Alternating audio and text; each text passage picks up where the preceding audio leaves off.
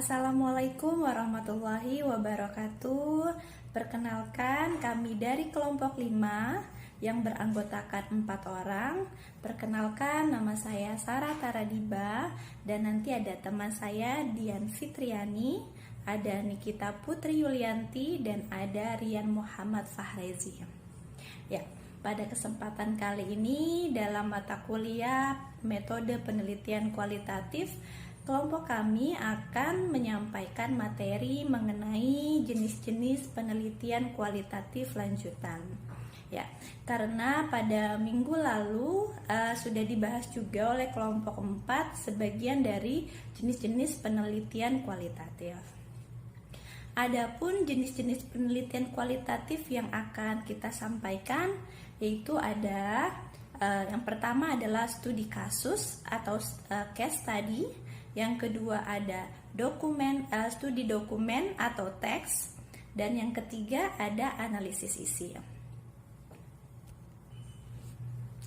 Dalam kesempatan ini saya yang akan menyampaikan mengenai pengertian dari materi pertama, yaitu mengenai studi kasus. Di sini dalam studi kasus akan kami jelaskan antara lain dari mulai pengertian dari studi kasus, bentuk studi kasus, tujuan dan jenis studi kasus, dan yang terakhir ada kelebihan dan kekurangan dari studi kasus. Masuk ke pengertian studi kasus. Di sini studi kasus atau case study itu merupakan metode yang ada di dalam penelitian dengan melibatkan beberapa pemeriksaan yang mendetail dengan beberapa pemeriksaan yang detail, mendalam, dan rinci dari studi kasus tersebut. Metode ini juga digunakan untuk mencari makna pada masalah sosial yang dipelajari. Di sini menurut W.S. Winkel dan Sri Hastuti tahun 2006 311, studi kasus merupakan metode yang mempelajari suatu keadaan dan suatu perkembangan siswa dalam layanan bimbingan. Nah, ini dilakukan secara lengkap dan detail yang tujuannya adalah untuk bisa memahami sikap dan sifat dari siswa tersebut.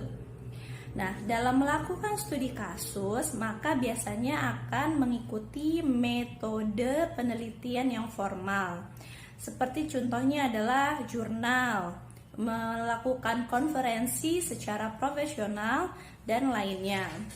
Studi kasus juga biasanya diterapkan di berbagai macam profesi. Di antaranya adalah penggiat antropologi, sosiologi, dan lain-lain. Ada lagi ya macam-macam profesi yang lain.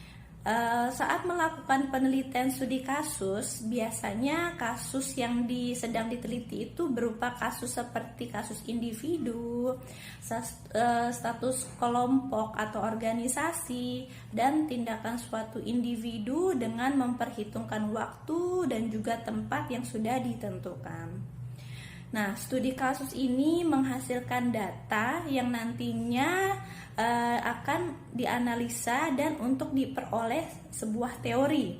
Sebagaimana prosedur perolehannya dalam penelitian kualitatif, data studi kasus ini bisa diperoleh dengan melalui wawancara, observasi maupun arsip. Ya, itulah tadi pengertian dari studi kasus. Kita akan masuk ke bentuk dari studi kasus. Bentuk dari studi kasus di sini ada 3. Yang pertama itu ada studi kasus ilustratif. Di sini bersifat deskriptif dan mempunyai tujuan untuk bisa menjelaskan mengenai sebuah situasi tertentu dengan menggambarkan banyak masalah. Nah, di sini contoh studi kasus ini adalah penelitian tentang fenomena kenakalan remaja, mengenai kemiskinan, dan berbagai kejadian sosial lainnya. Untuk studi kasus yang kedua, di sini ada studi kasus penyelidikan. Nah, bentuk metode studi kasus ini juga dikenal dengan istilah investigasi.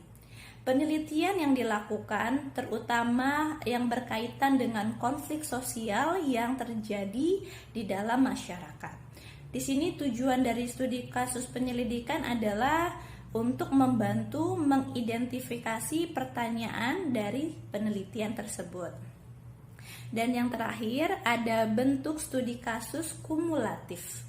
Studi kasus ini berfungsi untuk memperpendek informasi yang sudah dilakukan sebelumnya.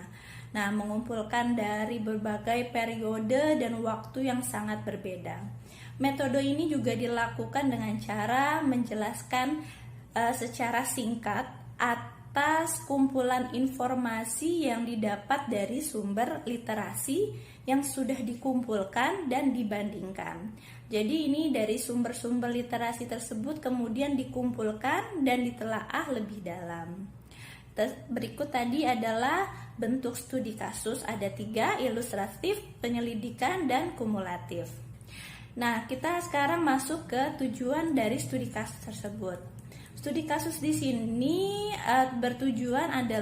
tujuannya adalah satu, yang pertama untuk menggambarkan situasi dari si individu atau dari kasusnya, misalnya tentang seseorang, suatu bisnis, organisasi, ataupun institusi secara terperinci. Nah, untuk tujuan yang kedua adalah untuk mengidentifikasi masalah-masalah utama dari kasus tersebut. Yang selanjutnya tujuannya untuk menganalisis kasus menggunakan konsep-konsep teoritis yang relevan dan unik atau disiplin dengan menggunakan disiplin ilmu tertentu. Nah, yang terakhir, tujuan dari studi kasus adalah untuk merekomendasikan tindakan untuk kasus tertentu. Nah, terutama di sini adalah untuk studi kasus dalam penyelesaian masalah. Nah, itulah tadi pengertian, bentuk, dan tujuan studi kasus. Selanjutnya, materi selanjutnya akan dijelaskan dan disampaikan oleh teman saya. Terima kasih. Baik, saya Dian Fitriani akan melanjutkan pembahasan dari teman saya, yaitu tentang jenis studi kasus.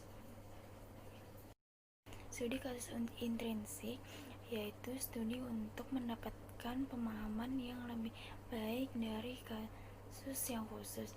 Hal ini disebabkan karena seluruh kekhususan kasus ini itu memiliki karakteristik yang menarik perhatian. Sebagai contohnya yaitu tentang anak luar biasa, konferensi, klinik, atau kurikulum.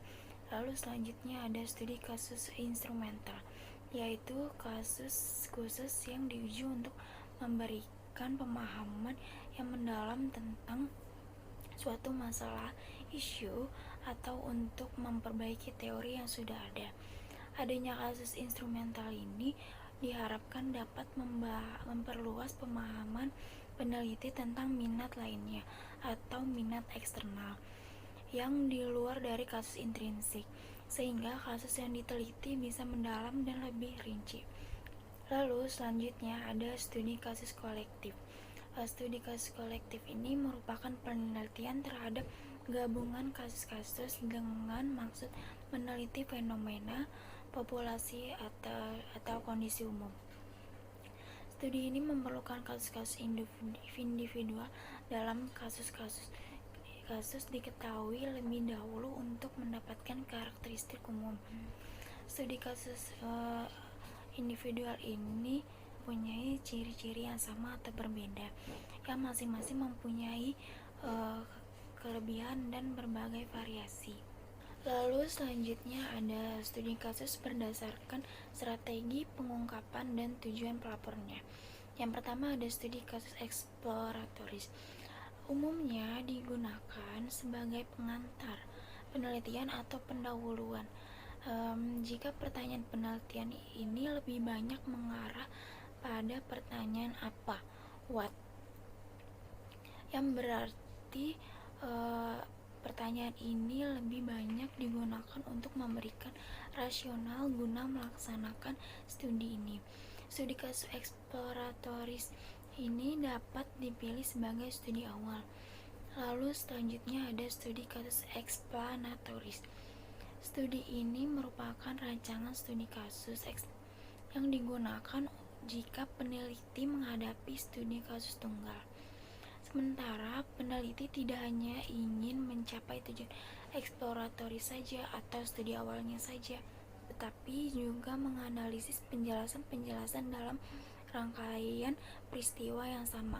Maka dari itu, studi ini memuat pertanyaan bagaimana, how, dan mengapa, why, dan lebih mengarah pada penggunaan strategi-strategi studi kasus historis dan eksperimen.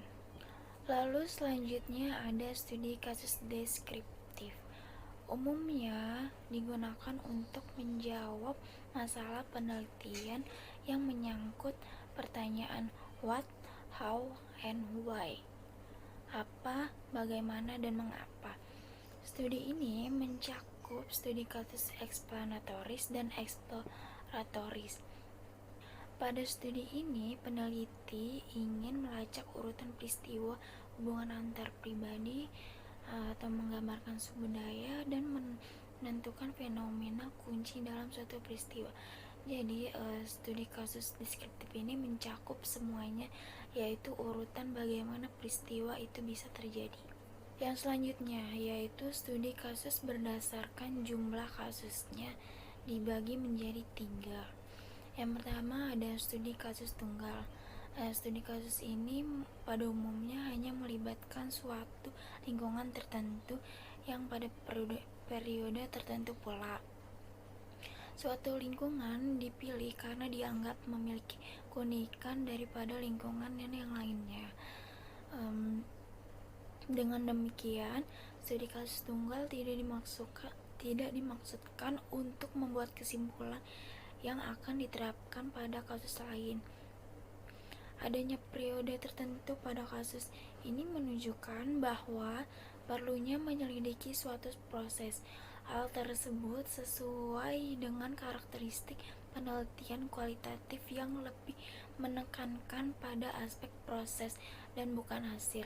Lalu yang kedua ada studi kasus ganda atau multiple case studies.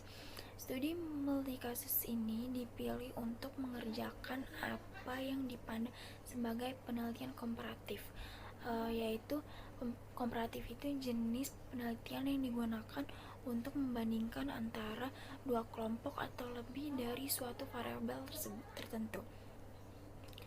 Studi kasus ganda ini memiliki keuntungan dan kerugian dibanding studi kasus tunggal. Studi multi kasus ini dipandang lebih kuat karena menuntut banyak sumber dan banyak waktu untuk menyelidiki dan melibatkan pengumpulan dan analisis data dari beberapa kasus. Lalu yang terakhir ada studi multi-situs atau multi-site studies, yaitu suatu rancangan penelitian kualitatif yang melibatkan beberapa situs dan subjek penelitian sebagai kasus. Subjek-subjek penelitian dalam kasus tersebut diasumsikan memiliki karakteristik yang sama. Studi ini merupakan salah satu bentuk rancangan yang digunakan untuk mengembangkan teori yang diangkat dari beberapa kasus latar penelitian yang serupa. Pada studi ini akan dihasilkan teori yang dapat digeneralisasikan secara substansial. Artinya studi multisitus ini menggabungkan antara kasus-kasus yang sudah ada menjadi kasus dengan teori yang baru. Di slide selanjutnya ada kelebihan dan kekurangan studi kasus ini. Kelebihan yang pertama yaitu fleksibilitas. Pendekatan studi kasus biasanya lebih fleksibel karena desainnya memang ditujukan untuk mengeksplorasi suatu permasalahan. Yang kedua adalah penekanan pada pemahaman konteks. Usaha mencari tahu melalui studi kasus ini mendalami pemahaman mengenai persoalan atau kelompok orang tertentu. Dan studi ini mengarahkan pada terkumpulnya informasi yang rinci atau detail tentang persoalan atau kelompok yang menjadi fokus kajian. Lalu kekurangannya, studi kasus ini seringkali dipandang kurang ilmiah karena pengukurannya yang bersifat subjektif dan atau tidak bisa dikuantifisir. Yang kedua, penelitian penelitian dalam metode studi kasus ini relatif lebih sulit daripada penelitian kuantitatif. Yang ketiga, ada kemampuan generalisasi dari temuan pada studi kasus ini adalah rendah karena lebih bersifat deskriptif, yang dimana studi kasus juga dianggap kurang memberikan sumbangan pada persoalan praktis mengatasi suatu masalah. Yang terakhir adalah biaya penyelenggaraan yang relatif mahal karena kedalaman informasi yang digali pada studi kasus ini, dan memakan banyak waktu juga dalam penelitian studi kasus ini. Selanjutnya ada jenis penelitian kualitatif, yaitu studi dokumen atau test document study.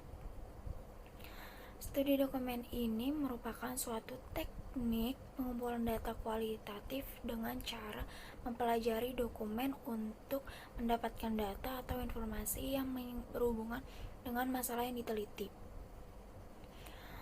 Studi dokumen atau teks ini merupakan kajian yang menitik beratkan pada analisis atau interpretasi bahan tertulis berdasarkan konteksnya.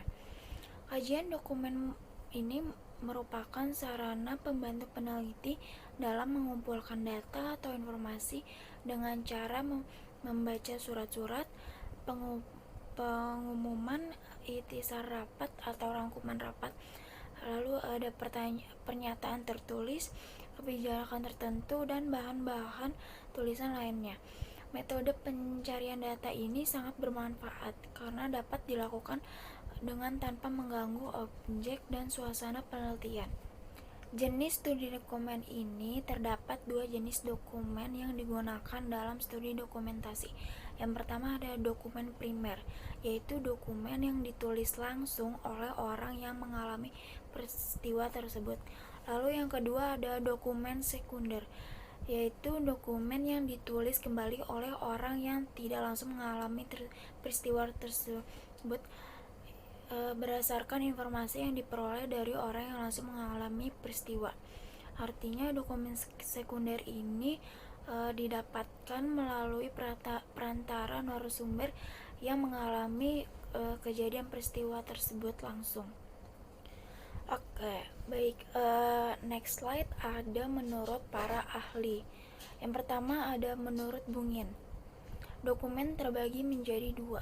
Yang pertama ada dokumen pribadi dan kedua dokumen resmi.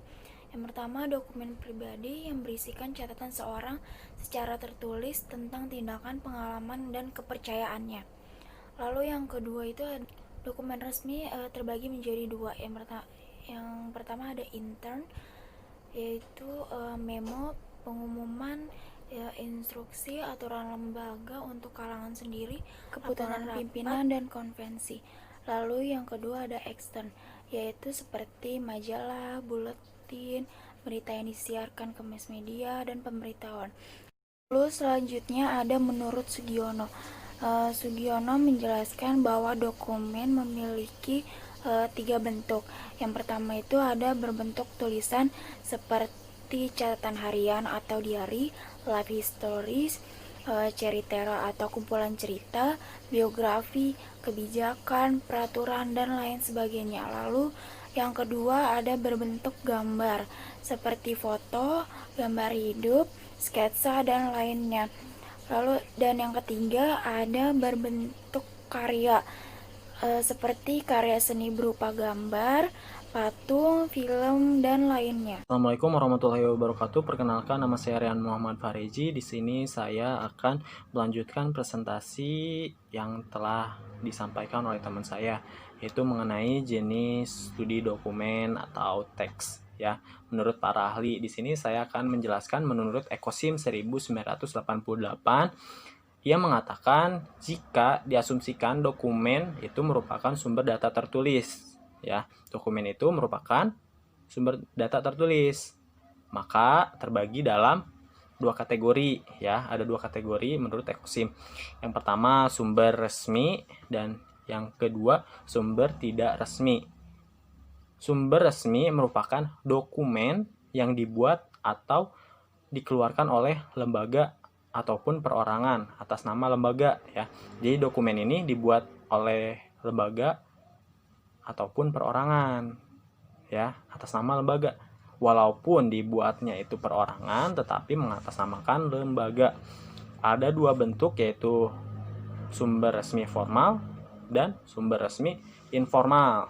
Yang kedua yaitu sumber tidak resmi. Sumber tidak resmi merupakan dokumen yang dibuat atau dikeluarkan oleh individu, tidak atas nama lembaga. Jadi, sumber tidak resmi ini dibuat oleh sumber tidak resmi merupakan dokumen yang dibuat, ya. Dibuatnya itu oleh individu, ya, bukan lembaga. Dan yang tidak resmi ini tidak mengatasnamakan lembaga, ya. Seperti itu. Sumber tidak resmi terdiri dari dua bentuk, ya. Ada dua bentuk, yaitu tak resmi formal dan tak resmi informal. Selanjutnya, tujuan studi dokumen atau teks. Apa tujuan dari studi dokumen? Yaitu yang pertama untuk mengkaji tingkat keterbacaan sebuah teks. Para pendidik menggunakan metode penelitian ini untuk untuk mengkaji tingkat keterbacaan sebuah teks, dua, untuk menentukan tingkat pencapaian pemahaman terhadap topik tertentu dari sebuah teks. Seperti itu. Yang kedua, studi teks diperlukan sebagai salah satu tahap tersendiri, ya, yaitu studi pendahuluan untuk memahami lebih dalam gejala baru yang tengah berkembang di lapangan atau dalam masyarakat. Contohnya, ya, ahli kedokteran, ahli biologi, ya. Ahli biologi dan ahli kedokteran sekarang tengah atau sedang melakukan terpaksa melakukan riset, ya, melakukan riset atau riset teks, ya, atau pustakaan untuk mengetahui jenis-jenis virus atau bakteri yang belum dikenal baru-baru ini, ya. Contohnya yang sedang berkembang di masyarakat itu COVID-19. Itu merupakan tujuan dari studi dokumen, ya. Yang ketiga, informasi data empirik yang telah dikumpulkan orang lain berupa laporan hasil penelitian. Jadi data empirik ini yang dikumpulkan orang-orang merupakan laporan, ya, laporan hasil penelitian mereka, ya, atau laporan resmi dan buku-buku yang tersimpan di perpustakaan agar tetap dapat digunakan periset kepustakaan, ya. Seperti itu, ya, tujuan dari studi dokumen. Selanjutnya, apa sih kelebihan dan kekurangan studi dokumen atau teks, ya? Yang pertama, untuk subjek penelitian yang sulit. Nah, subjek penelitian yang sulit dan studi dokumen dapat memberikan jalan untuk melakukan penelitian. Nah, jadi mempermudah, ya, ketika ada penelitian yang sulit. Nah, di sini studi dokumen ini sangat membantu, ya. Kedua, karena studi dokumen tidak dilakukan secara langsung dengan orang, maka data yang diperlukan tidak terpengaruh oleh kehadiran peneliti atau pengumpul data. Jadi kehadiran si peneliti ini tidak terpengaruh, ya, tidak terpengaruh mengenai hasil pengumpulan data ini. Yang ketiga, analisis longitudinal merupakan jauh atau istilahnya yang ketiga ini analisis longitudinal, menjangkau jauh ke masa lalu ya, dapat menjangkau ke masa lalu, seperti itu kelebihannya ya. Yang keempat, dengan dokumen-dokumen yang tersedia, teknik ini memungkinkan untuk mengambil sampel yang lebih besar karena biaya yang diperlukan relatif kecil. Kenapa biayanya relatif kecil? Karena datanya itu sudah ada ya, data atau dokumen-dokumennya itu sudah tersedia ya, sehingga biayanya itu relatif kecil ya, karena datanya itu sudah ada, seperti itu. Itu kelebihan dari studi dokumen atau teks ya. Selanjutnya, adapun kekurangan dari studi dokumen atau teks ini ya. Yang pertama, dokumen yang dibuat tidak untuk keperluan penelitian ya, satu ya. Terus yang kedua, tersedia secara selektif, tidak semua dokumen terpelihara untuk dapat dibaca ulang oleh orang lain. Jadi dokumen yang tersedia ini belum tentu dibaca atau dipelihara untuk dibaca oleh orang lain, kayak seperti itu. Yang ketiga, tidak lengkap karena tujuan penulisan dokumen berbeda dengan tujuan penelitian, seperti itu kadang. Jadi istilahnya kekurangannya itu ya itu salah satunya tidak lengkap karena tujuan penelitian dokumen kadang berbeda ya dengan tujuan penelitian. Kekurangannya itu salah satu kekurangan ya, itu yang ketiga kekurangannya. Yang keempat, format tidak baku sejalan dengan maksud dan tujuan penulisan dokumen yang berbeda dengan tujuan penelitian, maka formatnya dapat bermacam-macam sehingga bisa mempersulit pengumpulan data. Nah, itu salah satu kekurangan dari studi dokumen atau teks ya, kekurangannya itu. Selanjutnya, ciri-ciri utama studi dokumen ya. Ciri-cirinya apa saja? Salah satu, peneliti berhadapan langsung dengan teks atau data angka bukan dengan pengetahuan langsung dari lapangan atau saksi mata berupa kejadian atau benda-benda lainnya. Nah, si peneliti ini hanya berhadapan dengan teks, bukan dengan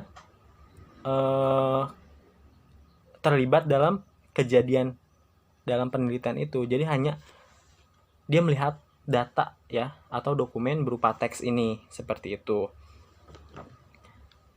Teks memiliki sifat-sifat sendiri yang memerlukan pendekatan tersendiri pula. Kritik teks merupakan metode yang bisa dikembangkan dalam studi filologi, sedangkan ilmu sejarah mengenal metode kritik sumber sebagai metode dasarnya.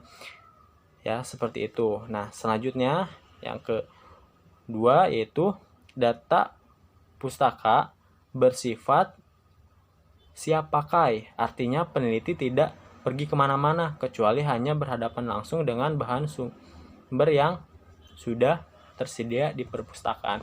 Jadi ciri-cirinya itu satu, datanya itu siap pakai karena datanya ini sudah ada di perpustakaan ya. Jadi si peneliti ini hanya perlu datang ke perpustakaan mencari data-data yang diperlukan oleh dia. Jadi dia tidak langsung mencari ke lapangan ya untuk pengumpulan data. Itu salah satu ciri-ciri dari studi dokumen. Yang ketiga, data pustaka umumnya adalah sumber sekunder dalam artian bahwa peneliti memperoleh bahan dari tangan kedua, bukan data orisinil dari tangan pertama. Jadi kadang atau istilahnya si peneliti ini hanya sebagai orang kedua. Kenapa orang kedua? Jadi si peneliti ini tidak langsung di lapangan atau berinteraksi di lapangan. Bisa saja si A yang mencari data ke lapangan dan si B ini yang sedang meneliti ini hanya mendapat data dari si orang pertama ini. Orang pertama itu ya si A itu. Seperti itu ciri-cirinya dari studi dokumen atau teks ya, ciri-ciri utamanya. Yang keempat ya, kondisi data pustaka tidak dibatasi oleh ruang dan waktu. Peneliti berhadapan dengan informasi statistik tetap, artinya kapanpun ia datang dan pergi, data tersebut tidak akan pernah berubah karena ia sudah merupakan data mati. Nah, itu data mati karena datanya itu sudah berbentuk dokumen, ya tidak bisa diubah-ubah, yang tersimpan dalam rekam tertulis. Nah, jadi si data ini tidak bisa diubah-ubah karena datanya itu sudah ada di perpustakaan, ya seperti itu. Data-data istilahnya, data-data yang dulu juga istilahnya masih ada, masih tersimpan ya, karena datanya itu data mati ya, dibuat dalam bentuk tertulis atau rekaman tertulis ya, seperti itu ya. Ada 4 ya, 4 ciri studi dokumen tuh ada 4. Selanjutnya, posisi studi dokumen atau teks dalam penelitian kualitatif ya.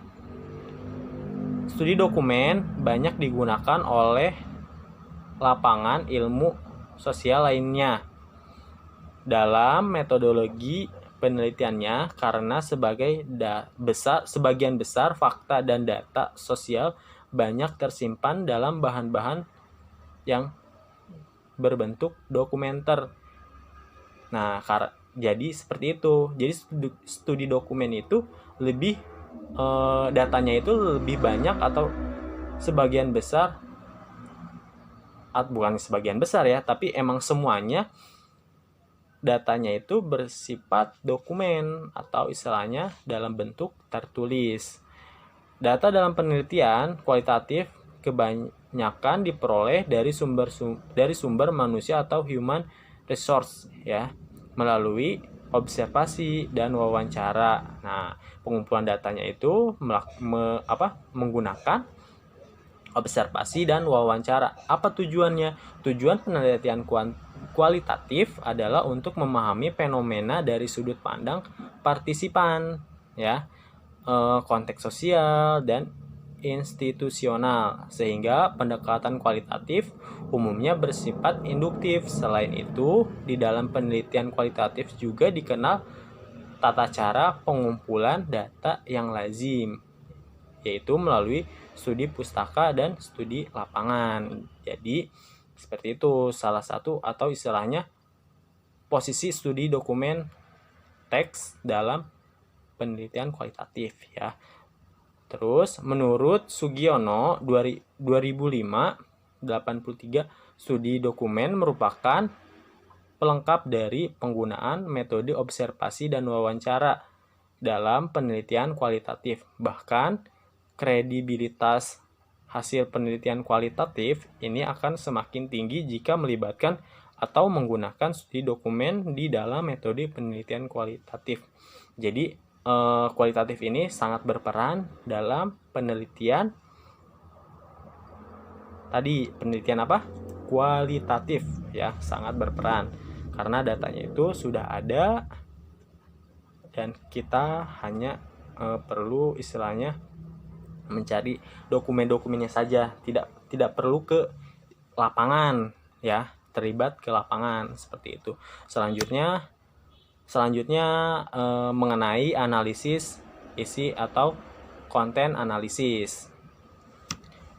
Pengertian analisis atau konten analisis yaitu suatu teknik penelitian ilmiah yang ditunjukkan untuk mempengaruhi gambar, karakteristik, isi, dan menarik inferensi dari isi. Pun ada menurut para ahli ya, ada menurut Krippendorff, Weber, dan Lecky dan Vico ya. Yang pertama saya akan menjelaskan menurut Krippendorff 1980, 21 dan 1986. Analisis isi adalah suatu teknik penelitian untuk membuat inferensi yang dapat direplikasi atau ditiru ya, dan sahih datanya dengan memperhatikan konteksnya seperti itu. Terus menurut Weber 1994, analisis adalah sebuah metode penelitian dengan menggunakan seperangkat prosedur untuk membuat inferensi yang valid dari teks. Seperti itu menurut si Weber ya. Dan di sini menurut Riff, Lecky, and Vico 1998, analisis adalah pengujian yang sistematis dan dapat direplikasi dari simbol-simbol komunikasi, di mana simbol ini diberikan nilai numerik berdasarkan pengukuran yang valid dan analisis menggunakan metode statistik untuk menggambarkan komunikasi, menarik kesimpulan, dan memberikan konteks baik produksi maupun konsumsi. Nah, itu salah satu atau istilahnya dari para ahli itu ada 3 ya, yang kami jelaskan itu mengenai pengertian analisis isi. Selanjutnya akan disampaikan oleh teman. Assalamualaikum warahmatullahi wabarakatuh. Sebelumnya terima kasih kepada rekan saya Rian yang sudah menyampaikan materi tentang studi dokumen dan pengertian analisis isi. Selanjutnya saya Nikita Putri Yulianti akan menyampaikan materi tentang jenis, tujuan, prosedur, tahapan, bentuk klasifikasi, kekurangan dan kelebihan klasifikasi dari analisis isi. Menurut Krippendorff, ada 4 jenis analisis isi yang menggunakan pendekatan kualitatif. Yang pertama yaitu ada analisis wacana yang berfokus pada bagaimana fenomena-fenomena partikular atau kejadian spesifik yang dimunculkan oleh pengarang teks. Salah satu penelitian yang pernah dilakukan dengan menggunakan analisis wacana adalah karyanya Van Dijk pada tahun 1991 yang mencoba mempelajari tentang bagaimana pers mengungkap masalah rasisme. Kesimpulannya adalah pendekatan yang mencoba mengungkapkan nilai-nilai yang berkembang dalam pemikiran si pembuat teks untuk memberikan informasi atau wawasan tentang sesuatu hal yang prinsipil atau berprinsip yang disampaikan secara tidak langsung.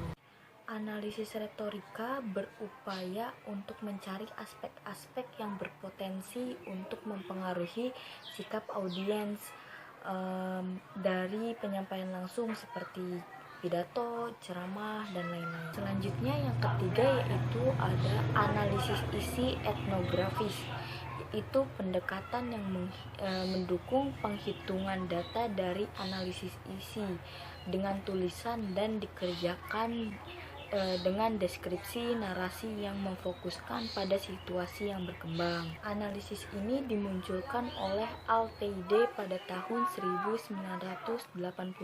Pendekatan ini dikerjakan dengan deskripsi narasi yang memfokuskan pada situasi yang berkembang, kondisi, gambar, makna, gaya, dan gagasan penting agar dikenali atau dipahami oleh aktor atau pembicara secara kompleks. Yang keempat ada analisis percakapan.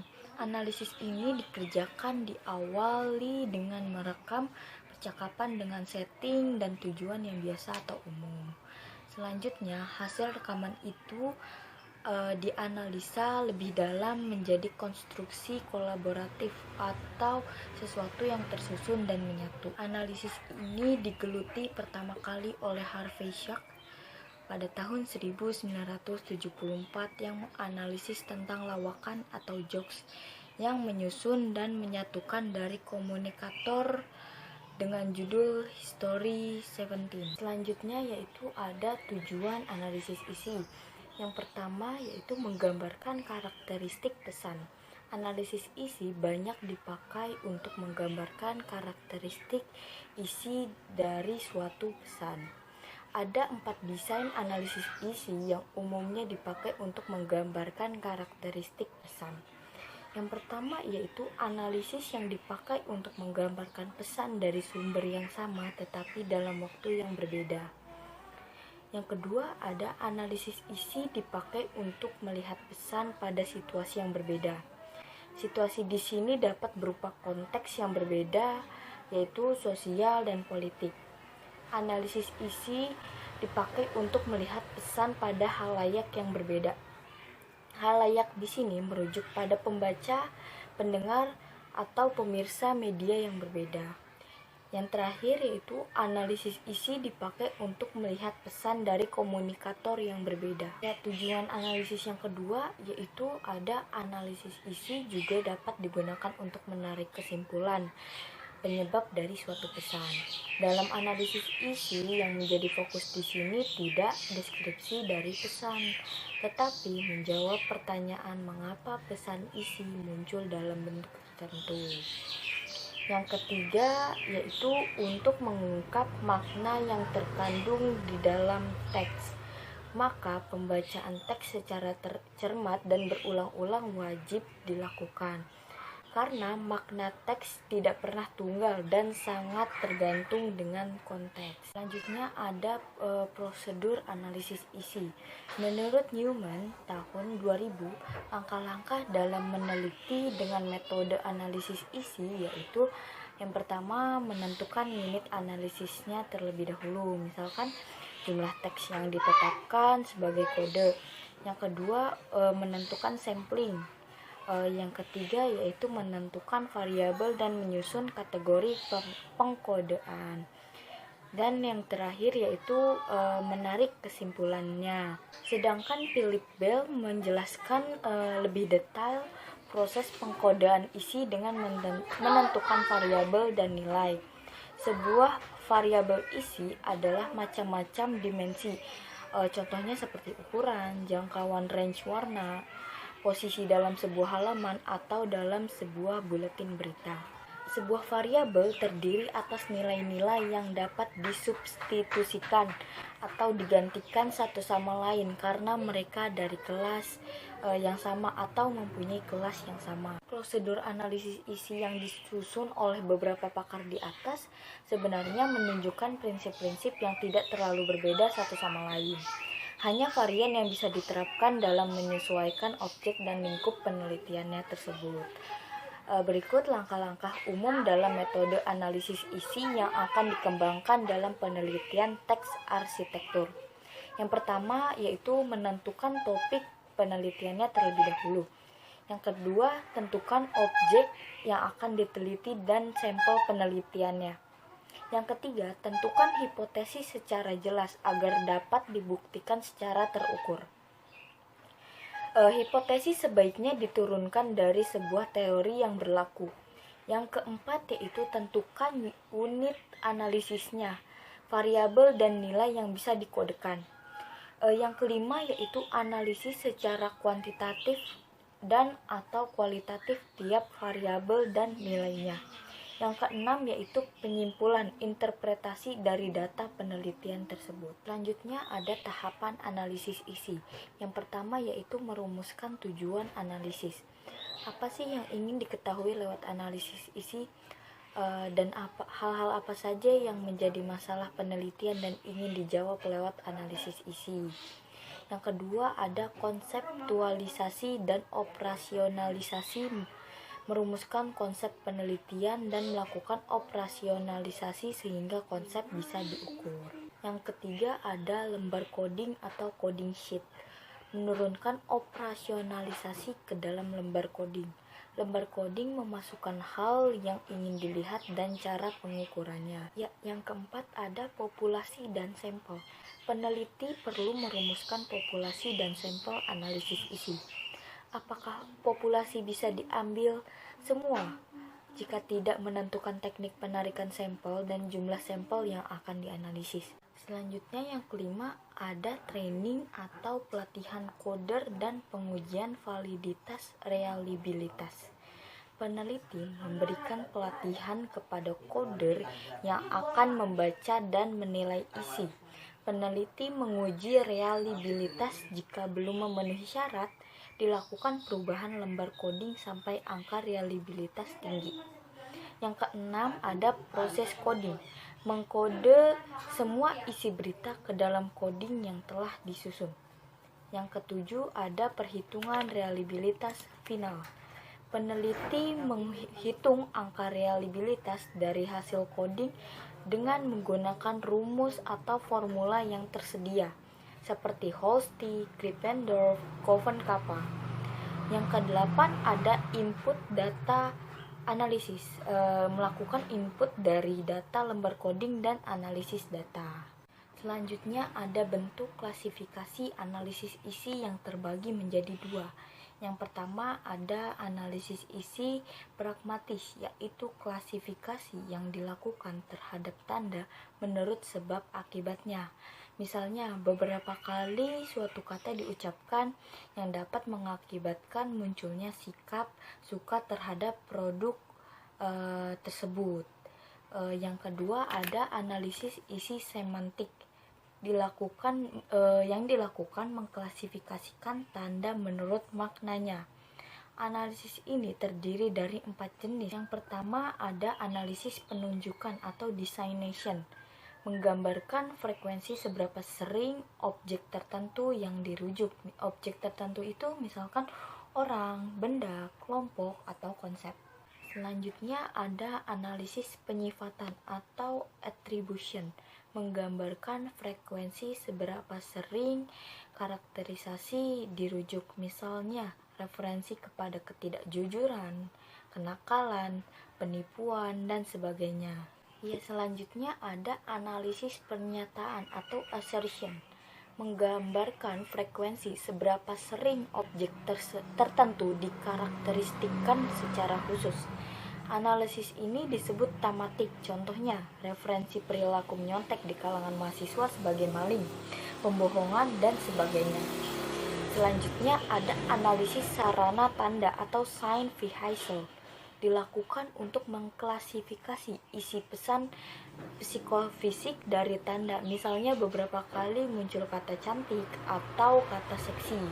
Dalam penelitian kualitatif, penggunaan analisis isi lebih banyak ditekankan pada bagaimana simbol-simbol yang ada pada komunikasi itu terbaca dalam interaksi sosial, dan bagaimana simbol-simbol itu terbaca dan dianalisis oleh peneliti. Selanjutnya ada kelebihan dan kekurangan dari klasifikasi analisis isi. Kelebihan yang pertama yaitu tidak dipakainya manusia sebagai objek penelitian, sehingga analisis isi biasanya bersifat non-reaktif karena tidak ada orang yang diwawancarai, diminta untuk mengisi kuesioner, atau diminta datang ke laboratorium. Yang kedua, analisis isi dapat digunakan ketika penelitian survei tidak dapat dilakukan. Yang kedua, ada kekurangan analisis isi. Yang kekurangan yang pertama yaitu kesulitan menentukan sumber data yang memuat pesan-pesan yang relevan dengan permasalahan yang kita teliti. Yang kedua, ada analisis isi tidak dapat dipakai untuk menguji hubungan antar variabel dan tidak dapat melihat sebab akibat, hanya dapat menerima kecenderungan. Harus dikombinasikan dengan metode penelitian lain jika ingin menunjukkan hubungan sebab dan akibat. Baik, selanjutnya untuk kesimpulan akan disampaikan oleh rekan saya, Kak Sarah, yang akan menyampaikan kesimpulan dari materi hari ini. Terima kasih. Wassalamualaikum warahmatullahi wabarakatuh. Baiklah teman-teman, itulah tadi materi yang kelompok kami sampaikan mengenai jenis penelitian kualitatif. Nah, di sini saya akan menyampaikan mengenai simpulan dari materi tersebut. Penelitian kualitatif merupakan penelitian yang bersifat deskriptif dan cenderung menggunakan analisis dan fokus pada pengamatan yang mendalam. Oleh karenanya, penggunaan metode kualitatif dalam penelitian dapat menghasilkan kajian atas suatu fenomena yang lebih komprehensif. Nah, penelitian kualitatif dapat dilakukan menggunakan berbagai macam metode, Yang diantaranya yang sudah kami sampaikan tadi, ada juga fenomenologi, grounded theory, studi sejarah, etnografi, studi kasus, studi dokumen atau teks, dan analisis isi. Selanjutnya, masing-masing pendekatan metode penelitian itu memiliki kecenderungan keunggulannya masing-masing. Oleh karena itu, dalam pemilihan metode penelitian itu juga tergantung pada fenomena apa yang ingin diteliti. Ya, baiklah, itu tadi simpulan dari materi jenis-jenis penelitian kualitatif dari kelompok 5. Semoga bisa bermanfaat dan dapat menjadi pembelajaran untuk teman-teman semua. Untuk itu saya akhiri. Terima kasih. Assalamualaikum warahmatullahi wabarakatuh.